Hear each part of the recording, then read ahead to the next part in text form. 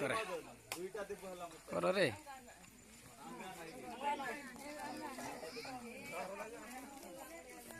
एडे एडे सुने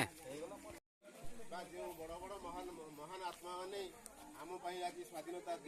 गांधी होती तार नेतृत्व आओ विभिन्न प्रकार कष्ट सही से अहिंसा को आचरण करी अहिंसा को समर्थन करी अहिंसा नीति रे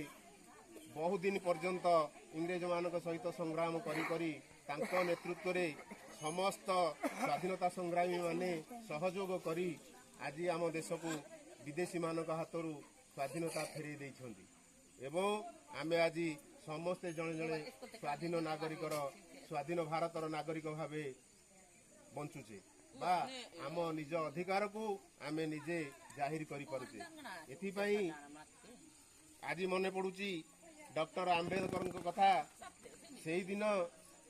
जो दिन सेटा को आमे 15 तारिख ठारू स्वाधीन बोली गणुचु से दिन ठारू 2 वर्ष परे आमर गोटे संविधान लेखाला जो संविधान रे भारतर प्रत्येक नागरिक माने केमिति चलिबे आम देश को आमे केमिति शासन करिवा आम देश केमिति आम मानक अधीन रे रहिबो आम देश रे जेमिति विशृंखला सृष्टि न हबो जो माने विशृंखला करूछन्ति तांको पई कोन सब दंड सहित एते बड़ आईन कानून एते बड़ नियम भारत व्यतीत अन्य कोनोसी देश रे देखिबा को मिलेनी जे कि प्रणयन करथिले ताकू जे लिखिथिले से जो नीति नियम जे वर्णना करथिले से होउछन्ति डॉक्टर आंबेडकर